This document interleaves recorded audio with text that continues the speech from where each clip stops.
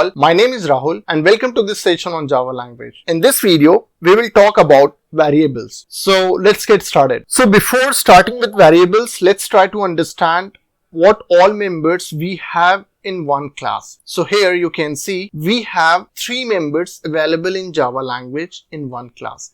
First one is data members. We also call this as variables. Second one is function members. We also call this as methods. And third one is constructor. Now we will talk about each and every members in Java language in coming section, and we will explain the concepts of each and every members. So first I want you to aware from data types, what all data types we have in Java language, and after that we'll see concepts related to variables. So let's understand what all data types we have. So just to make you understand, here you can see we have mainly 2 types of data type in Java language. First one is primitive and second one is non-primitive. So primitive data type has been categorized into 2 parts. First one is Boolean type of data type, and it has Boolean. Second one is the numeric. So coming to numeric, we have 2 types again, character and integer. We have integer numbers and floating numbers. So integer number, byte, short, int, long. And as a part of floating numbers means which has some decimal. So it has float and double. Integer numbers are those numbers which does not have any decimal. So those we call that as integer number. Character we know. So this is the data type character. And all data types, it always starts from the lowercase, right? We also have non-primitive data type. So non-primitive data type, you can see string, array. So the difference between primitive and non-primitive is, in primitive data type, you can store only one type of values. But in non-primitive data type, you can store multiple types of values. Like if we talk about string, so we have string buffer where we can store multiple values like Rahul, Rohit and some other, right? In case of array also, we can store multiple values. But in case of integer, if we talk about integer, then we can store one value at a time, not more than that. So this is the main difference between primitive and non-primitive data type. So let's understand. I have created a document where you can find the data types in Java with the size tables and also the default values when data types used globally. So here you can see if we talk about size tables, then I have listed down all the data types which we have in Java language, like byte, short, int, long, float, double, char and boolean. So if you see from byte to long, the size is increasing.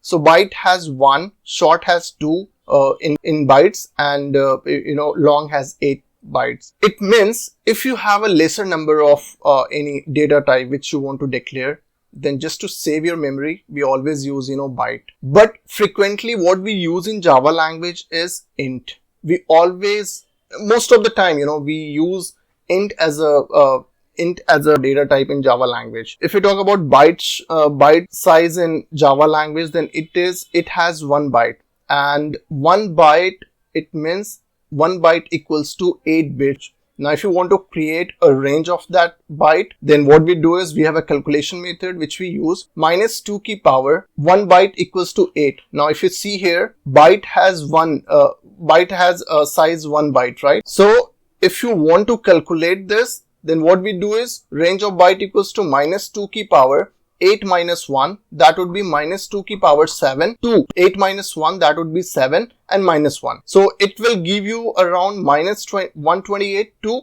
127, right? So this would be like this, minus 2 key power 2 minus 1 would be minus 2, and here the value would be 8 minus 1 equals to 7, right? This would be 7, and the next one would be 2 key power 8 minus 1, again it would be 7 and minus 1. So minus 2 key power 7 will give you minus 128, and 2 key power 7 minus 1 will give you 127. It means the range of byte would be minus 128 to 127. So this is how we calculate. So if you want to calculate the value for short, then it would be total bits would be 8 into 2, because in 1 byte we have 8 bits and here we have 2 bytes.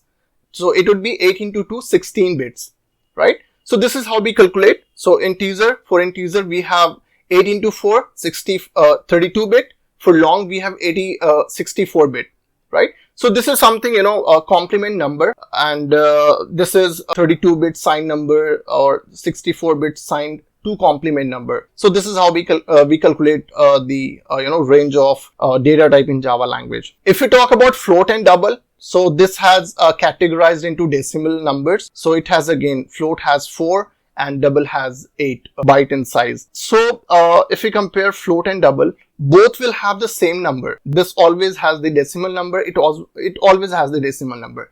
But the difference between these two, float and double, is definitely double will occupy more memory as compared to float. So if you know while programming or while implementing your software or application, if you get to know, the laser size will help you in implementing your application, then you can use float as a data type in programming.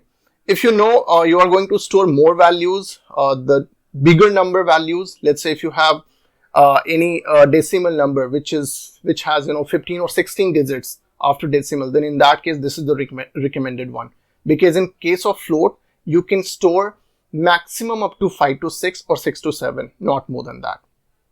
Coming to the char, again, char has 16 bit because it has 2 bytes, so the size in bits would be 16 bit. Boolean has not available any precisely, it has not any value available or size available in Java language.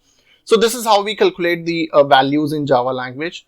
Now if we talk about the default values tables when data type used globally, so this we will understand what is global variable and local variable in Java language. So for now you can just remember the values. So in coming section we'll talk about variables, and in that variable we will talk about these all things like local variable, global variable. So here you can see if you use this variable as a global variable, then the value would be 0, short would be 0, int would be 0, and long we write as 0L, and for float it would be 0.0F, double would be 0.0D because this both number have the decimal number, right? Character would be this is the default values when you use character. So in case of character, you write Boolean, the default values would be false, and string would be string will not have any value. So if you declare any string, then you can just let it be like blank, and it means it will have the null value in Java language. So yeah, this is all about this video. If you like this video, please do like, share and subscribe. So in coming section we will talk about variables, and we will try to understand the declaration and reinitialization variables in Java language. Till stay safe, stay healthy. Bye bye. Take care.